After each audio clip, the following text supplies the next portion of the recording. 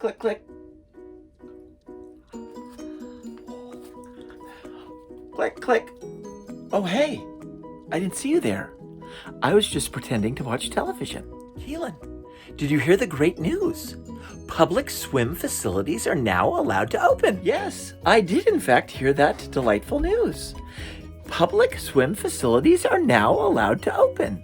Keelan, if public swim facilities are now open, why hasn't MCST started their practices yet? That's kind of a complicated question. So here is the good news.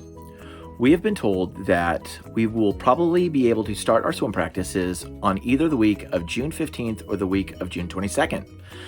We're all kind of aiming for the 15th, 1 week from now, hoping that we're going to be entering the pool. Well, what would slow down that process of opening the pool? Turning on the pool, adding chlorine and heat, that's kind of simple. The thing that's going to take the longest is making sure the City of Martinez lifeguarding staff is ready to return to work. And when I say ready to return to work, I mean they need to have all of the current PPEs, personal protective equipment required to be a first responder. As we have all these pools quickly opening up over the last few weeks, a lot of that equipment, just like for hospitals a month or so ago, is not available. They are having a hard time ordering some of the equipment that they need, but they're working on it to get everything opened up as quickly as possible. So again, the good news is pool is going to open soon. Our pool is going to open soon. Of course, when it opens, we are going to be under some pretty strict restrictions, and we don't know what all those are. The restrictions we're focused most on now is the actual being in the pool with a coach, how many swimmers can be in at a time. All swim teams are planning right now to follow current health code standards is what are called like a group of 12. Now there's a few different names for these groups of 12. Sometimes they are called a social bubble, or sometimes just a stable group of 12. Or if you want to be really fancy, you could call it a extracurricular activity unit. So we have to divide our 160 swimmers into groups of 12 extracurricular activity units. The stable groups of 12 has one restriction that is very unfortunate, and that is that each stable group of 12 has one coach, and that coach is not interchangeable with other coaches. Meaning, if the head coach, Keelan Kirshen, has a group every morning at 7 a.m. and he coaches them for an hour, that is the only group he's going to be coaching during the day. He may be on the deck walking around, watching the rest of the swimmers swim, interacting on a limited basis. But one thing that we've been told is that when we have these groups of 12, each 12 swimmers will have a coach, and that coach will not be changing regularly. Maybe after 3 weeks it may change, but we're not sure yet. So you might be thinking, Keelan, we have 160 swimmers and you have to divide everybody into groups of 12? Yeah, that is going to be our big challenge. Last week, on Friday, when we got this information, we created a set of different schedules, and we sent the City of Martinez on Saturday morning 5 different schedules that we felt would address the social groups of 12, or the stable groups of 12, that would allow for all 160 swimmers to get in the water from Tuesday through Friday, 4 days a week. So it's similar to our traditional swimming schedule. We do not know which one of the schedules the city staff is going to choose, or if they're going to choose any of the things that we've proposed. All I can say is we've proposed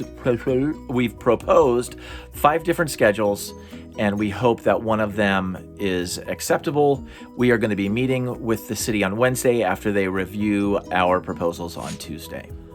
So let's talk about these 5 proposals you guys made to the City of Martinez. Well, our proposals have 2 different formats, because we don't know if at the City of Pool we're going to be allowed to have 2 social bubbles of 12 swimmers at a time, or only 1 group of 12 swimmers at a time. 1 or 2, we don't know. So it's going to really change the landscape of what our schedule looks like.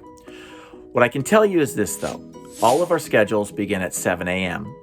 and they end somewhere around 11:30, 12, 12:30, 1 o'clock, depending on how many swimmers we're going to be able to have in the pool at a time. If you are a 15, 18 swimmer, you can rest assured that your practices will be at a bright and early 7 a.m. or 8 a.m. in the morning.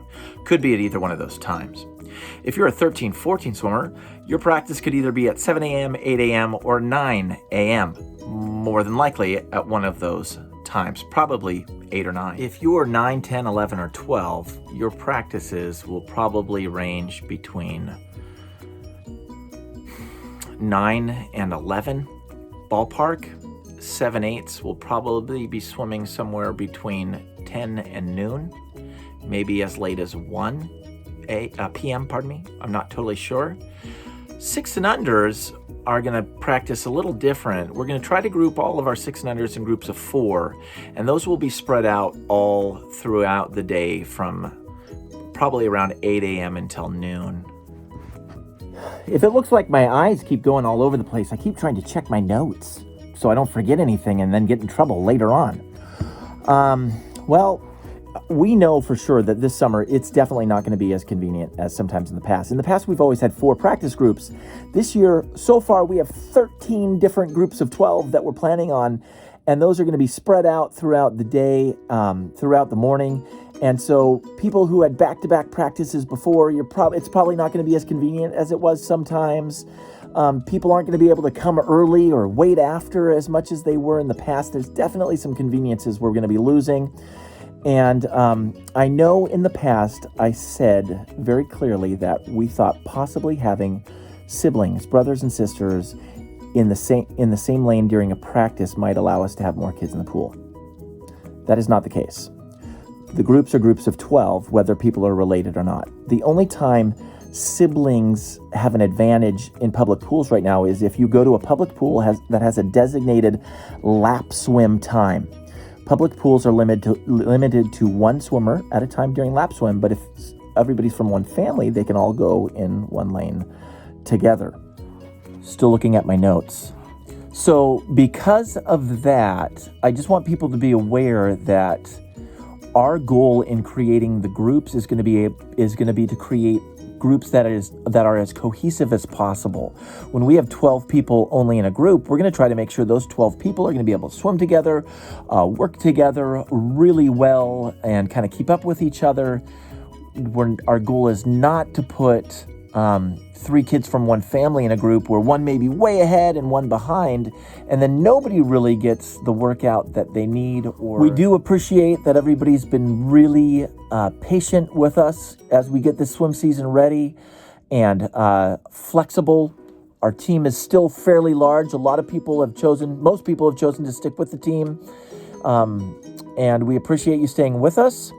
We are going to ask for you to to continue with being flexible and patient with us as we try to get everything ready and out to you as soon as we can. I kind of forgot what I was going to say next, so I'm going to stop the camera, check my notes, and then I'm going to be right back. Hey, I'm back. Hey, so I want to give you some examples, some real life examples of what practice might look like for your family. So let's say that you're in a family that has 3 kids, a 10-year-old, an 8-year-old, and a 6-year-old. And for the sake of this example, let's just say all 3 of your kids are females. They're all girls.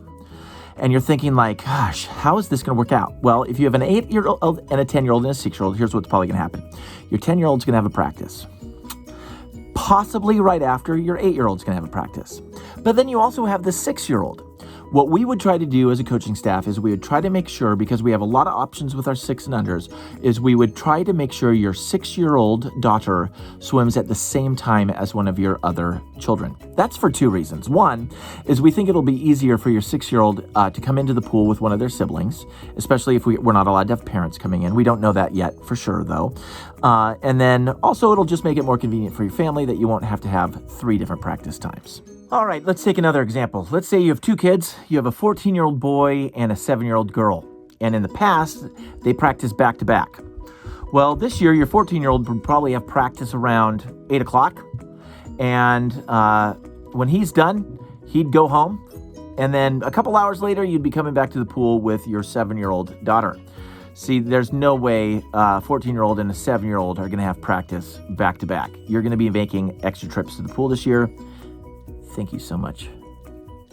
Let me give you another example. Let's say you have a 13-year-old boy, an 11-year-old daughter, and a 7-year-old younger brother. Well, how's this going to be for you guys? Well, probably like something like this. Your 13-year-old's going to have practice. When he's done, it'll probably be time for your 11-year-old daughter. Probably. There might be an hour between them. When your 11-year-old daughter's done, your 7-year-old son's still waiting to practice. Is he going to be right after the 11-year-old? Not a chance. So you're going to have 3 different practices for your family instead of having any of them swimming at the same time or back to back, like in previous, more convenient times. So I want to give you a couple options right now. 3 options. One is do nothing. We will let you know within a week, hopefully Thursday or Friday of next week, if we're starting the week of June 15th. We will tell you what time your kids need to be at the pool. Period. That's one option. Just be patient and wait. Second option is you think this isn't going to work out for you. You were waiting till next week to see if we even got in the water. Well, next week we may be in the water. So next week we aren't going to have that second drop period, but we are going to give a second drop period. That starts now. If you're thinking that this isn't going to work for you because there's too much uncertain still, you can write Lisa Navarez an email and drop your kids from the swim team. June 10th, you need to let her know that you want to drop. We're getting our update from the city that day. We're putting kids in groups that night and the next day. So you would need to drop by Wednesday. Third, let's say something, you're not sure how everything's going to work and you're worried that you may not be able to make swim team work, but you want to make it work. Then you need to email me to see if we can work around your schedule or whatever issues your family has. KeelanKirshen@gmail.com. You email me. If it's a complicated question, not like a yes/no answer, if it's complicated, please include your phone number, because if it's going to take me more than a minute or 2 to type a response, I'd rather just call and talk about it. So send me your number. Option 1, do nothing. Option 2, send Lisa Navarez an email that you don't think it's going to work. Option 3, you really want to make it work, you email me. Well, that's really all we've got for you today. Stay tuned for a couple more videos. In a day or 2, we're going to put out a video about swim team equipment. We're going to be checking out all our swim team equipment to people so they can bring it to the pool and not have to share it. Some people are going to need to go get their own. We're going to talk about that a little bit on later this week. I don't know what day yet. And also, we're going to be sending out another message video.